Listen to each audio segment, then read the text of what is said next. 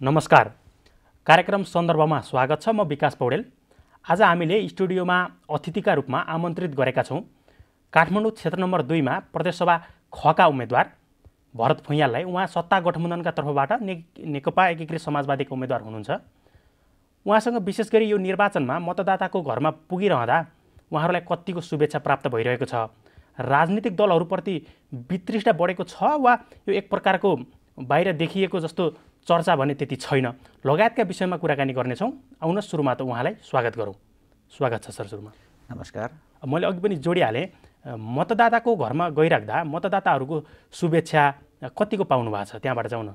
मतदाताहरूको शुभेच्छा भन्नुभयो यहाँले।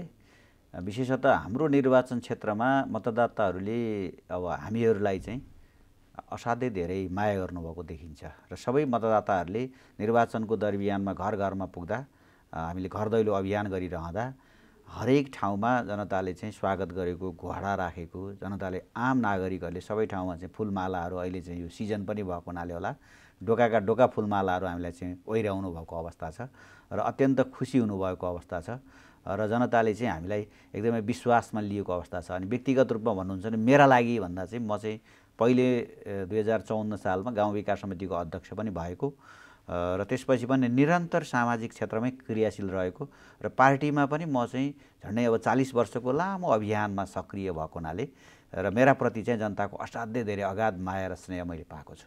कतिपय उम्मेदवारहरूले के पनि भनेको सुनिन्छ भन्दा मतदाताहरूले गेट समेत खुल्दैनन् भनेको सुनिन्छ। यहाँहरू जाँदा त्यस्तो अवस्था भोग्नु पर्यो कि परेन? होइन, त्यस्तो छैन। मेरो क्षेत्रमा म चाहिँ जाँदै गर्दा मभन्दा अगाडि मतदाताहरू तयार भएर बसेको अवस्था, फुलमाला अबिर लिएर बसेको अवस्था मैले पाउँछु र अत्यन्त खुसी र कतिपयले त अब 25 वर्षपछि फेरि पुनः चाहिँ उम्मेदवार हुँदै हुनुहुन्छ भन्ने ढङ्गले एकदम हर्षविभोर भएको अवस्था पनि मैले भेटेको छु।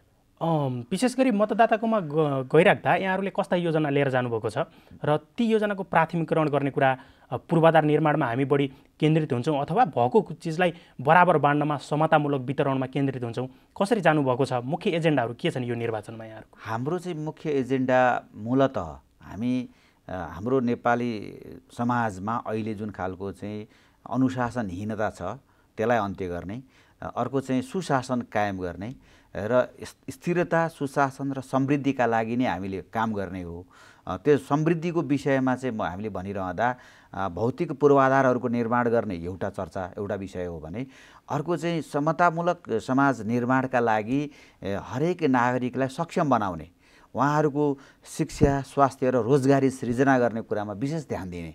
शिक्षामा पनि तपाईँको चाहिँ अहिले भइरहेका हाम्रा सम्पूर्ण विद्यालयहरू, कलेजहरू जे हाम्रो निर्वाचन क्षेत्रमा छन् तिनलाई चाहिँ स्तरीकरण गर्ने, तिनीहरूमा चाहिँ एउटा उच्च शिक्षा अथवा शिक्षालाई चाहिँ हामीले बडो प्राथमिकतामा आज समाजमा चलिरहेको शिक्षा नीतिमा सार्वजनिक विद्यालयहरूको जुन कमजोरी छ भन्ने परिस्थिति छ त्यसलाई चाहिँ सच्याएर गुणस्तरीय रूपमा तिनलाई चाहिँ सक्षम बनाउने र त्यहाँ चाहिँ राम्रा योग्य दक्ष शिक्षकहरू, दक्ष व्यवस्थापन, अनि त्यसपछि त्यहाँको चाहिँ जुन लाइब्रेरी, अनि त्यसपछि त्योसँगै अर्को चाहिँ प्रयोगशालाहरूको व्यवस्थापन र सबै ढङ्गले प्रयोगात्मक शिक्षालाई विकास गर्ने गरी, न कि आज नेपालमा जुन संस्थागत विद्यालयहरूले गरेको भन्दा पनि राम्रो गरी शिक्षा प्रभावित गर्ने र आम नागरिकलाई त्यसबाट चाहिँ सुसूचित बनाउने, सक्षम बनाउने तहमा हामी शिक्षा स्तरमा काम गर्छौँ भने स्वास्थ्यमा अहिले भइरहेका जति पनि आधारभूत स्वास्थ्य केन्द्रहरू, स्वास्थ्य संस्थाहरू छन्, सहरी स्वास्थ्य क्लिनिकहरू छन्, तिनलाई स्तरीकरण गर्ने, स्ट्रेन्थेन गर्ने, तिनलाई चाहिने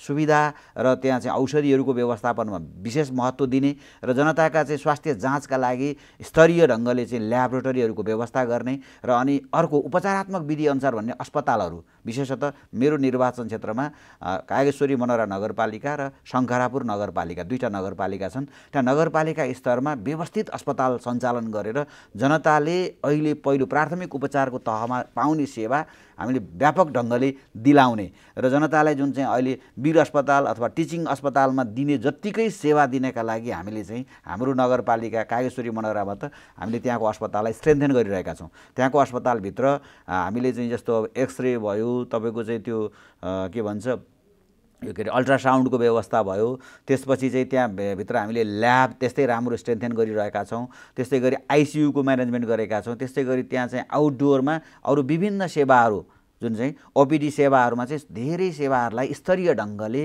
एउटा चाहिँ एमडी डाक्टरहरूको व्यवस्थासहित एउटा चाहिँ त्यसरी हामीले त्यसलाई चाहिँ व्यवस्थित गर्न गइरहेका छौँ भने अक्सिजन प्लान्ट राखेर हामीले चाहिँ अक्सिजनको सुविधा पनि नागरिकलाई घर घरमा पनि दिने, अस्पतालभित्र पनि दिने र अस्पतालभित्र हामीले चाहिँ जुन चाहिँ बेडहरू जुन निरन्तर उपचार गर्ने बेडहरू चाहिँ तपाईँको चाहिँ एउटा भन्छ एसी सहितको कोठाहरू चाहिँ हामीले बनाएर आम नागरिकलाई सुविधा दिएका छौँ। त्यसलाई एकदमै सस्तो र एकदम सुलभ ढङ्गले र कतिपय चाहिँ जो पैसा तिर्न नसक्ने दाजुभाइहरूलाई चाहिँ त्यहाँको चाहिँ एउटा सिफारिसका आधारमा उहाँहरूलाई निःशुल्क रूपमा पनि उपचार गर्ने त्यो यता कागेश्वरी मनोरामा गरिरहेका छौँ भने उता शङ्करापुरमा पनि त्यहाँ जुन अस्पताल बनाउने प्रारम्भ गरिएको छ त्यसलाई चाहिँ त्यही ढङ्गले विकास गर्ने, स्वास्थ्यलाई चाहिँ हामीले एकदम स्तरीकरण गर्ने काममा म ध्यान दिनेछु। र त्यस्तै गरी हरेक वडामा टोलमा हुने सहरी स्वास्थ्य क्लिनिक भन्छौँ, उपस्वास्थ्य चौकीहरू भन्छौँ, तिनीहरूमा पनि सुविधाहरू चाहिँ विस्तार गर्ने अनि चाहिँ स्तरीय व्यक्तित्वहरू जो चाहिँ त्यो क्षमतावान मान्छेहरूलाई नै त्यहाँ चाहिँ रिपोर्ट गरेर हेल्थ असिस्टेन्ट होस् अथवा चाहिँ अक्जिलरी हेल्थ वर्कर होस्, ती पनि एकदम एक्सपिरियन्स मान्छेहरूलाई चाहिँ त्यहाँ प्रयोग गरेर जनताको जनरल स्वास्थ्यलाई पनि व्यवस्थित गर्नेतिर ध्यान दिन्छु भने अर्को चाहिँ रोजगारीको सृजना गर्ने। आम नागरिक हाम्रो निर्वाचन क्षेत्र चाहिँ 3टा क्षेत्रमा बाँडिएको छ। एउटा सहर केन्द्रित क्षेत्र, अर्को चाहिँ अलिअलि गाउँ रहेको र अर्को चाहिँ पहाडी क्षेत्र, 3टा क्षेत्र पर्छ। त्यो 3टा क्षेत्रमध्ये सहरमा चाहिँ अहिले अब बस्ती विकास गर्ने, सडकहरूलाई स्तरीकरण गर्ने, त्यहाँको चाहिँ खानेपानी र फोहोर मैलाको व्यवस्थापन गर्ने र त्यहाँलाई चाहिँ वातावरणीय रूपमा पनि राम्रो बनाउने यो काममा चाहिँ सहरी क्षेत्रमा काम गर्नुपर्ने छ भने बिचको क्षेत्र जुन चाहिँ गाउँ इलाका छ त्यो गाउँ इलाकामा चाहिँ त्यहाँका उत्पादनलाई बढोत्तरी गर्ने, त्यहाँ चाहिँ अब कृषि उत्पादन हुन्छ, गाई बस्तु पालेर दुग्ध व्यवसाय हुन्छ, त्यस्तै गरी त्यहाँ चाहिँ अर्को चाहिँ बाख्राहरू चाहिँ पालेर त्यो काम पनि हुन्छ। यसरी कृषि र पशुपालनलाई हामीले त्यहाँ प्रमोट गर्ने र त्यसलाई चाहिँ एउटा व्यावसायिकीकरण गर्ने, त्यो चाहिँ व्यावसायिक ढङ्गले त्यो क्षमता विकास गर्ने। र अर्को तेस्रो चाहिँ तपाईँको पहाडी इलाका छ जहाँ चाहिँ बाटोकै अभाव छ, डाँडा डाँडामा माथिसम्म पुग्नलाई हामीलाई चाहिँ घरसम्म जाने सहज बाटो भइदियो भने हाम्रो पहाडी क्षेत्रमा चाहिँ इस्कुसको खेती अत्यधिक धेरै फल्छ। त्यस्तै गरी त्यहाँ आलुको खेती जुन साँखु शङ्करापुर क्षेत्रमा चाहिँ आलु जोन नै बनाएको छ, प्रधानमन्त्री कृषि आधुनिकीकरण कार्यक्रम अन्तर्गत आलु जोन बनाएर त्यहाँ आलु उत्पादन, आलुको बिउ उत्पादन हुन्छ।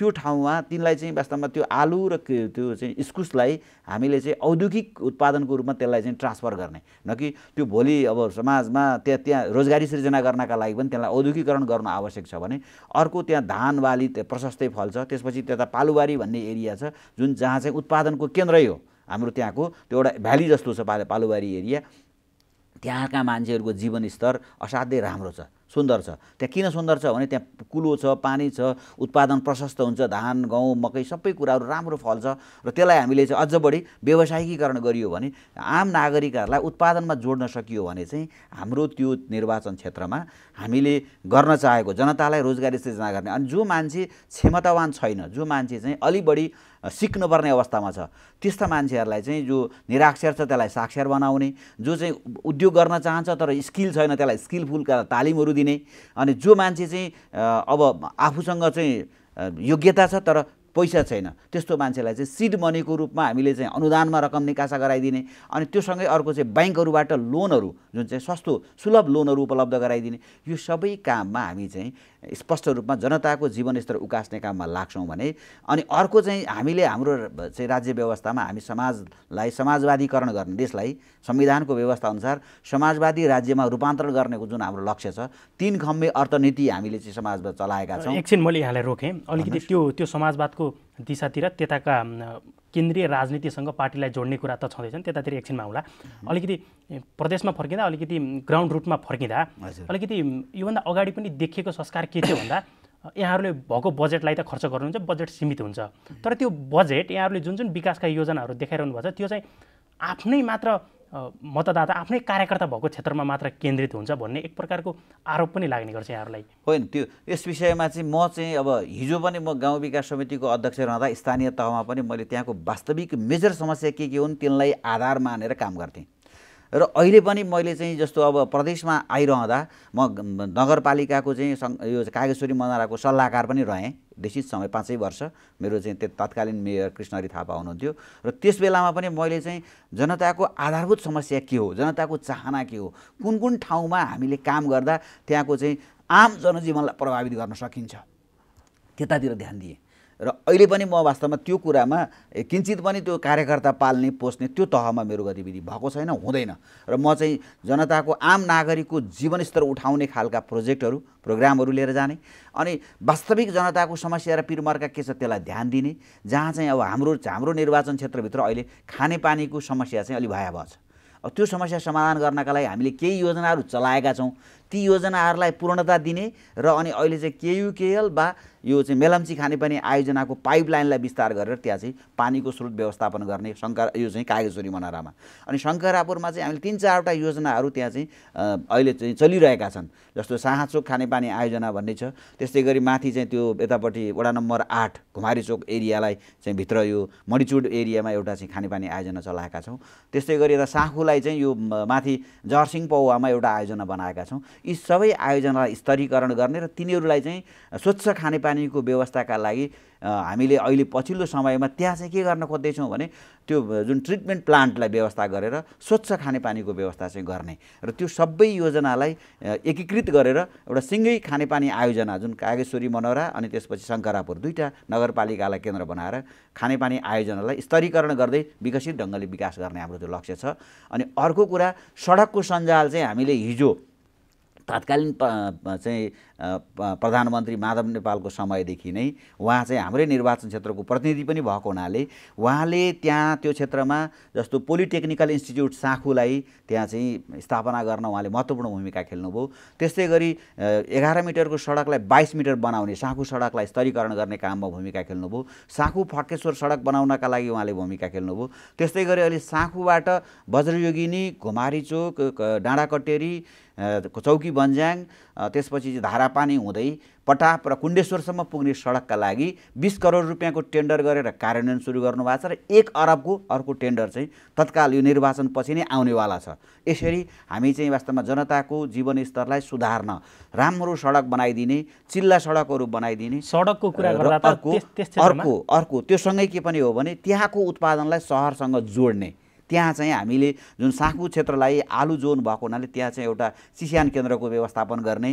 त्यसपछि त्यहाँका चाहिँ जुन आलु भयो, त्यो चाहिँ के भन्छ यो इस्कुस भयो, यिनीहरूलाई चाहिँ औद्योगिक उत्पादनमा ट्रान्सफर गर्ने, फेर्ने, तिनीहरूबाट बन्न सकिने औद्योगिक उत्पादनलाई चाहिँ विकसित गर्ने। अनि जनताका चाहिँ जुन साना जुन दैनिक उत्पादन, दैनिक रोजगारीको हातमुख जोड्नका लागि मात्रै गरिएको खेतीलाई चाहिँ व्यवस्थित र विकसित गर्दै औद्योगिक खेतीमा परिणत गर्ने त्यो लक्ष्य पनि छ हाम्रो। त्यस्तै गरी त्यहाँको आम नागरिकको चाहनालाई नै प्रतिनिधित्व गरेर आम नागरिक मध्ये पनि धेरै जनतालाई फाइदा हुने प्रोजेक्टहरू हामी चलाउँछौँ। हाम्रा कार्यकर्ताहरू पोस्छौँ भन्ने जुन प्रश्न हो तपाईँको, त्यो गलत हो। त्यो चाहिँ विपक्षीले लगाउने आरोप मात्रै हो। अलिकति सडकको कुरा उब्काइहाल्नुभयो। त्यस क्षेत्रमा माधव नेपाललाई निर्वाचन क्षेत्र फेरेर अर्को ठाउँमा जानु पछाडिको कारणै सडकलाई देखाइने गरेको छ।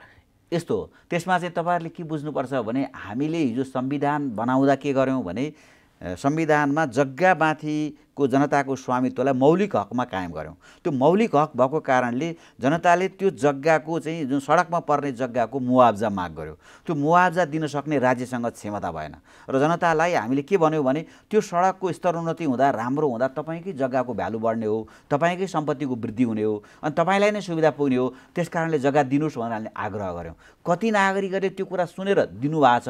अब केही 7-8 वटा घरहरू बाँकी छन् बाटोमा। त्यसपछि अनि अन्य ठाउँमा पनि केही ठाउँमा अलिकति अवरोध चाहिँ जनताले गर्यो, जसले चाहिँ सर्वोच्च अदालतमा मुद्दा हालेर मुद्दाबाट स्टे अर्डर गराउनु भयो निर्माणलाई रोक्न। अब त्यो स्टे अर्डरलाई चाहिँ हामीले जनताको सहभागितामा, जनताको सहमतिमा त्यसलाई खोल्न हामी प्रयत्नशील छौँ र त्यो काममा स्थानीय तह पनि हिजोदेखि लाग्यो। हिजोको पुरानो चाहिँ वास्तवमा संरचनामा रहेका साथीहरू पनि लाग्नुभएको र अहिले हामीले अस्ति पछिल्लो पटक एउटा घरको क्षतिपूर्ति बापत 3800 रुपियाँ प्रति स्क्वायर फिट दिएर हामीले क्षतिपूर्ति गरेर घर काटेर 8-9 वटा घर चाहिँ फेरि काटेका छौँ। अब 8-9 वटा घर बाँकी छन्। अब त्यहाँ बाँकी 8-9 वटा घर बाँकी छन् र अनि केही मान्छेले जग्गा पनि दिनलाई आनाकानी गरेको अवस्था छ, जसले मुद्दा हालेर स्टे अर्डर गराएको छ। अब त्यसलाई उहाँहरूलाई सम्झाइ बुझाइ त्यो सडक तपाईँहरूको सम्पत्ति हो भन्ने ढङ्गले बुझाएर हामी त्यो बनाउने क्रममा छौँ। निश्चित दिनपछि हामी त्यो सम्पन्न गर्छौँ।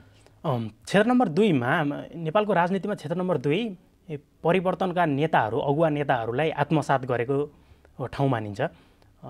क्षेत्र नम्बर 2मा नै मैले अलिकति बताउँ, स्थानीय तहको निर्वाचनमा वडातर्फ राप्रपाले पाएको मत त्यहाँ 7000 छ भने त्यस्तै एमाले पाएको मत 17000 छ सत्ता गठबन्धनले पाएको मत 25,000 छ।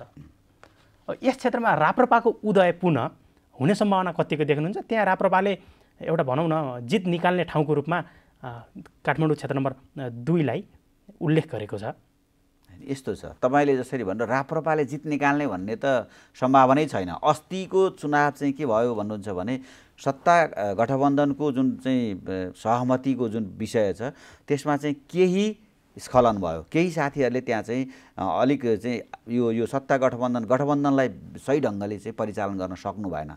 अनि आम नागरिकमा पनि के थियो त भन्दा तपाईँले अघि भने जस्तै गरी हामीले सडक सम्पन्न गर्न त सकेको, अनि जनताको बिचमा चाहिँ जुन गर्छौँ भनेका योजनाहरू कार्यान्वयनमा रहेको पुरा नभएको जुन अवस्थाले जनतामा असन्तुष्टि थियो, त्यो असन्तुष्टिको समाधान गर्नका लागि जनताले के भन्यो भने आम जनताका बिचमा पनि राप्रपाले चाहिँ आफूलाई चाहिँ हामी यी सबै समस्या हामी समाधान गर्छौँ, हामी पुरान शक्ति हौँ भन्ने ढङ्गले प्रस्तुत भयो। र नि हाम्रा सत्ता गठबन्धन र हाम्रा चाहिँ जुन प्रोग्रेसिभ शक्ति भनेर जसलाई हामी भन्छौँ उहाँहरूको चाहिँ त्यो क्षमता स्किल देखाउन अलिक कमी भएकै हो। कमी भएको कुरालाई भएको नभन्न सकिँदैन। तर निर्वाचनमा अस्तिको निर्वाचनमा भएको निर्णय नै त्यो अन्तिम होइन। र आज हुने निर्वाचन अब पर्सि मङ्सिर 4 गते हुने निर्वाचनमा चाहिँ राप्रपाको त्यहाँ कुनै सम्भावना गुन्जाइसै छैन। त्यहाँ चाहिँ राष्ट्रिय राजनीतिमा अहिले पनि के छ भने हाम्रो देश प्रोग्रेसिभ बाटोमा जाने हो नि, कहाँ हामी चाहिँ वास्तवमा उल्टो बाटोमा गलत बाटोमा कहाँ जान्छौँ र? हामी फेरि चाहिँ यहाँ चाहिँ यो समाजलाई उल्टो दिशामा हिँडाउने त आम नागरिकको चाहना होइन। तर त्यो क्षेत्र त एउटा परिवर्तनलाई आत्मसात गरेको क्षेत्र, राप्रपामा नेतृत्व परिवर्तन भएको छ, सत्ता गठबन्धनभित्र मत ट्रान्सफर हुँदैन कि भन्ने छ, र त्यो ट्रान्सफर नभएको मत पुरानै पार्टीको निरन्तरता राप्रपातिर जान्छ कि भन्ने आकलन छ। होइन, यो सम्भावना छैन। राप्रपामा नेतृत्व परिवर्तन भए पनि उनीहरूको सोच र चेतना परिवर्तन भएको छैन। उनीहरू अझै पनि राजतन्त्रलाई पुनः संस्थागत गर्न खोज्ने उनीहरूको चाहिँ विचार छ भने त्यो प्रतिगामी सोचका पक्षमा त्यहाँ चाहिँ प्रोग्रेसिभ जनता भएको ठाउँमा त्यो चाहिँ निर्वाचन क्षेत्र नम्बर 2 भनेको क्रान्तिको नेतृत्व गर्ने नेताहरू जन्माउने ठाउँ हो। सुरुमा कृष्णप्रसाद भट्टराई र मदन भण्डारी चुनाव लडेको क्षेत्र हो, पछि मनमोहन अधिकारी नेता भएको क्षेत्र हो, विद्या भण्डारी सांसद भएको क्षेत्र हो, र त्यहाँ चाहिँ नेपालका राजनीतिका एकदम व्यक्तित्वहरू विशिष्ट व्यक्तित्वहरू निर्वाचन जितेको ठाउँ हो। त्यसैले त्यहाँ प्रदीप नेपाल जस्तो साहित्यकार एउटा चाहिँ व्यक्तित्व भनौँ, त्यहाँ पार्टीमा पनि एउटा ठुलो एउटा चाहिँ हैसियत राख्ने नेता चाहिँ निर्वाचित भएको क्षेत्र हो। अनि अन्य खालका नेपाली काङ्ग्रेसमा पनि पछिल्लो समयमा संविधान सभामा माधव नेपालले छोडेपछि दीपक उइकेल निर्वाचित भएको क्षेत्र हो भने यसरी त्यहाँ चाहिँ त्यहाँको आम नागरिकले प्रजातन्त्रको पक्षमा, डेमोक्रेसीको पक्षमा, परिवर्तनकै पक्षमा मत जाहेर गरेको क्षेत्र हो। त्यसकारणले त्यहाँ त्यो उल्टो बाटोमा मत जाहेर गर्छन् भन्ने कुरा सम्भव छैन।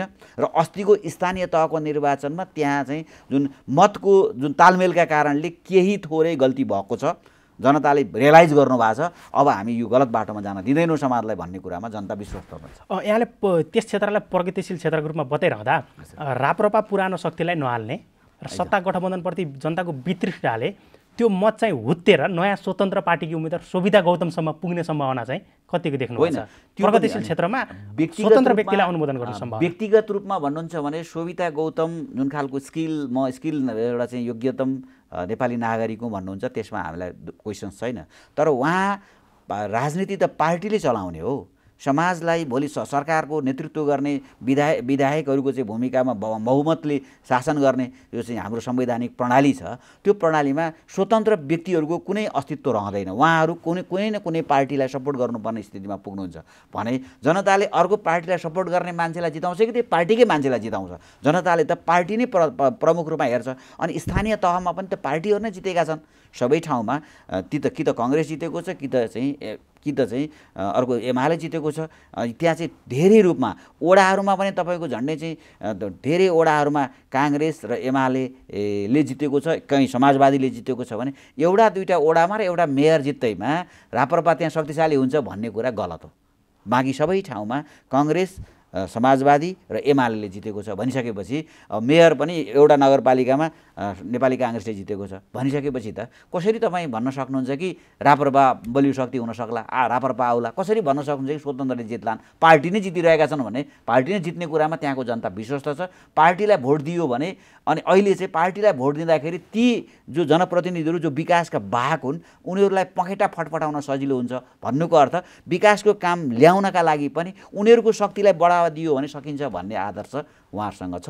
आम नागरिकले त्यही भनेका छन्, हामी हाम्रा वडा अध्यक्षहरू हाम्रा मेयरहरूको पखेटा काट्न चाहँदैनौँ, उनीहरूलाई सजिलो गरी उड्न सिकाउन सघाउँछौँ भन्ने छ उहाँहरूको। यहाँको उम्मेदवारी प्रदेशसभामा भइराख्दा एक त मतदाताहरूले प्रदेशसभा होस् अथवा प्रतिनिधि सभाका उम्मेदवारहरूले खुद्रा विकासका योजना लिएर आए, पार्टीले उठाइरहेका योजनासँग हामी जान्छौँ भन्ने तरिकाले आएनन् भन्ने एउटा त्यो आरोप लगाउने गर्छन्। र अर्को त देशमा सङ्घीयतामाथि नै प्रश्न उठिरहेको छ। र यहाँ प्रदेशसभाको उम्मेदवार पनि हुनुहुन्छ। प्रदेशसभालाई केन्द्रले शक्ति दिन खोजेन, प्रदेशसभाको उपदायता देखिएन भनौँ न, प्रदेशभन्दा स्थानीय तहले चाहिँ राम्रो काम गरेछ, स्थानीय र केन्द्र मात्र राख्ने कि भन्ने तरिकाको पनि छलफल भइरहेछ। सङ्घीयतामाथि नै प्रश्न उठिरहेको बेलामा प्रदेशले कतिको एकदम व्यवहारिक रूपमा कार्य गर्न सक्छ, जनतालाई अनुभूत हुने खालको विकास दिन सक्छ भन्ने यहाँको विश्वास छ? मेरो पूर्ण विश्वास केमा छ भने हामीले संविधान रचना गर्दा, संविधान चाहिँ वास्तवमा जारी गर्दा पनि भन्यौँ हाम्रो देशलाई सङ्घीयतामा लिएर जाने। सङ्घीयतामा लिएर जाने भन्नुको अर्थ के हो भने केन्द्र सरकार जुन चाहिँ केन्द्रीय सरकार भनेको चाहिँ स्थानीय तहसम्म जनताकोमा पुग्दैन। जनताकोमा पुग्ने पहिलो सरकार स्थानीय निकाय, स्थानीय सरकार हो भने, स्थानीय तह हो भने दोस्रो सरकार चाहिँ प्रदेश सरकार हो। प्रष्ट रूपमा विकास निर्माणका एजेन्डाहरू, स्थानीय जनताका समस्याहरू राष्ट्रिय रूपमा पनि प्रदेश सरकारले चाहिँ त्यो प्रदेशको टेरिटोरीभित्र काम गर्दा त्यो शक्ति आर्जन गर्छ एकातिर भने। अर्कातिर जुन चाहिँ हिजो गैर संवैधानिक क्रियाकलाप गर्ने केपी ओलीको सरकारका बर्खिलाफमा हामीले विद्रोह गऱ्यौँ।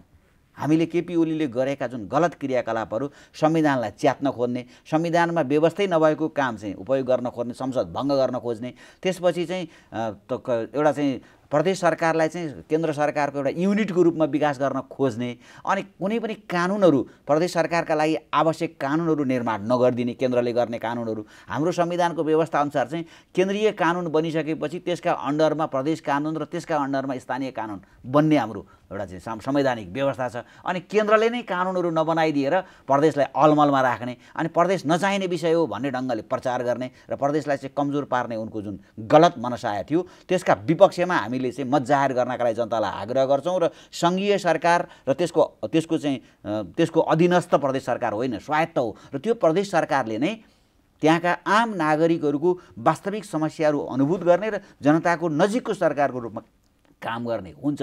र हामी चाहिँ अहिले निर्वाचित भएर जाने ठाउँ भनेको विधायकहरू हौँ। हामी चाहिँ प्रदेश सरकारको चाहिँ विधायकको रूपमा पहिलो तहमा हामी निर्वाचित हुन्छौँ भने प्रदेश सरकारलाई चाहिने कानुनहरू निर्माण गर्न केन्द्रले बनाएको छैन भने त्यहाँ दबाब दिने, बनाउन लगाउने, र अनि हाम्रो चाहिँ प्रदेश स्तरमा पनि हाम्रो प्रदेश विधायिकी सभाले त्यो कानुनहरू निर्माण गर्ने काममा महत्त्वपूर्ण भूमिका खेल्छौँ। जनतासँग जोडिने स्थानीय तहको सरकार छँदैछ, माथि ठुला ठुला गेम चेन्जर आयोजनाहरूको लागि केन्द्र सरकार छँदैछ, यो खर्च बढाउनलाई मात्र प्रदेशसभा चाहिँ किन राख्ने भन्ने तरिकाले पनि प्रश्न गरेका छन्। होइन, त्यही त त्यो प्रश्न गर्ने तहमा केपी ओलीले गरेको क्रियाकलापले जनतालाई पुर्याइदियो, त्यो प्रश्न गर्ने तहमा। अनि हामीले चाहिँ वास्तवमा हिजो कतिपय विषयवस्तुहरू प्रदेश सरकार चलाउने सन्दर्भमा केही कमी कमजोरी भएका छन्। जनतामा अहिले सङ्घीयताप्रति अथवा भनौँ राजनीतिक पार्टीप्रतिको जुन वितृष्ण भाव छ, हामीले सुशासन दिन सकेनौँ, हामीले चाहिँ सामाजिक न्याय स्थापना गर्न सकेनौँ, हामीले चाहिँ विकास निर्माणलाई गति दिन सकेनौँ भन्ने कारणले पनि जनतामा अलिकति बढी हाम्राप्रति अविश्वास छ। त्यो अविश्वासलाई चिर्नका लागि चाहिँ के हो त भन्दा तपाईँ हामीले बुझ्ने कुरा, आवधिक निर्वाचनको माध्यमबाट नयाँ फ्रेस म्यान्डेट लिएर प्रतिनिधिहरू जान्छन्। तिनै प्रतिनिधिहरूले नै यो प्रजातान्त्रिक व्यवस्थालाई सुधार्दै लिएर जाने हो। प्रजातन्त्र भनेको सुधार्ने र सुधार्नका लागि नै काम गर्ने व्यवस्था हो। त्यो हरेक 5-5 वर्षमा यो प्रतिनिधिहरूले चाहिँ आफ्नो भूमिका गरेर नै क्रमशः त्यो चाहिँ प्रजातन्त्रलाई व्यवस्थित गर्दै सुदृढ गर्दै लिएर जाने हो। संसारका कुनै पनि राष्ट्र यस्ता छैनन् जहाँ प्रजातन्त्रका सुदृढीकरणका लागि 100 वर्ष 200 वर्ष लागेको इतिहास छ। बेलायतकै इतिहास हेर्नुहोस्, अमेरिकाकै इतिहास हेर्नुहोस्, संसारका जति पनि प्रजातान्त्रिक मुलुकहरूमा प्रजातन्त्र सुदृढीकरण गर्ने भनेको जनताबाट निर्वाचित प्रतिनिधिहरूले नै हो। त्यो प्रतिनिधिहरूलाई हामीले चाहिँ नियमित रूपमा हामीले आवधिक रूपमा हामी करिब अन्तिममा छौँ। अन्तिममा एउटा प्रश्न राख्न खोजेँ, छोटकरीमा उत्तर दिनु होला। यो निर्वाचनमा चाहिँ तपाईँहरूलाई जित्नभन्दा बढी एमालेको मत काट्न, एमालेलाई हराउनका लागि आउनुभयो भन्ने आरोप छ एउटा त। अनि अर्को चाहिँ तपाईँहरू चाहिँ अब प्रतिनिधि सभामा अथवा भनौँ प्रदेश सभाहरूमा कसरी उपस्थित हुनुहुन्छ, कतिको शक्तिको रूपमा उपस्थित हुनुहुन्छ र समानुपातिकमा यहाँहरूले कतिको मत पाउने अपेक्षा गर्नुभएको छ? छोटकरीमा हामी अन्तिममा छौँ। हामीले त जुन तपाईँले पहिलो प्रश्न जुन गर्नुभयो, एमालेको चाहिँ भोट काट्नलाई यिनीहरूलाई प्रयोग गरियो भने यो गलत कुरा हो। हामी सत्ता गठबन्धनको एउटा 5 दलीय गठबन्धन बनाएर राज्य चलाउने नियमित रूपमा 5 वर्षका लागि स्थायी सरकार बनाउने उद्देश्यका साथ निर्वाचनमा आएका छौँ। हामी अर्कोलाई हराउन हो कि हामी जित्न, जनताले हामीलाई जिताउँछन् भन्ने कुरामा विश्वास गरेर हाम्रा एजेन्डालाई विश्वास गरेर जनताले मत दिनुहुन्छ भन्ने आग्रहका आधारमा हामी चाहिँ निर्वाचनमा आएका छौँ, पहिलो प्रश्नमा।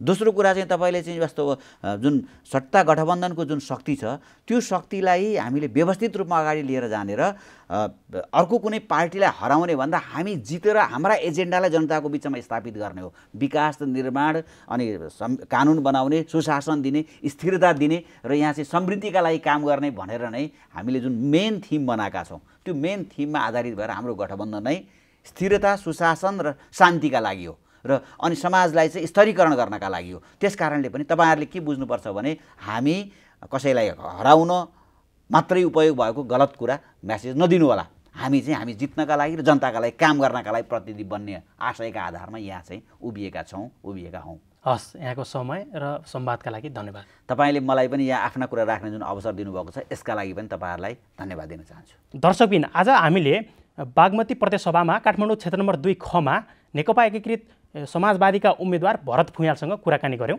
आजका लागि सन्दर्भको समय पनि सकिसकेको छ। म लगायत सम्पूर्ण युनिटलाई बिदा दिनुहोस्। नमस्कार।